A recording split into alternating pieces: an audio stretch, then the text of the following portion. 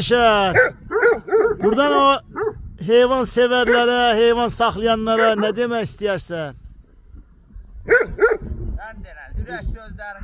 Ben vapşeye güzellik düşünüyorum kaka. At olsun, it olsun, maşın olsun. Yani istəyirəm her şeyin yaxşısı məndə olsun.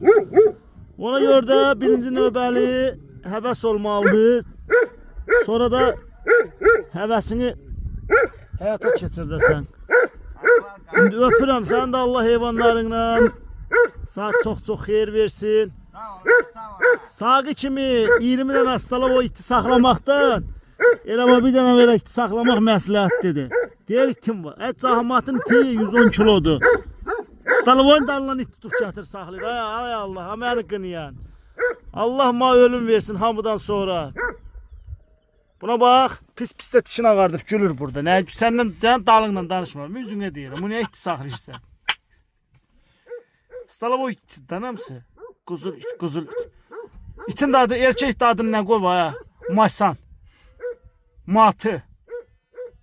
Şirinim. Ne de hiç zahmet ite çotan koyur, kasimsot koyur, tank koyur, buldozer koyur. Kötük koyur.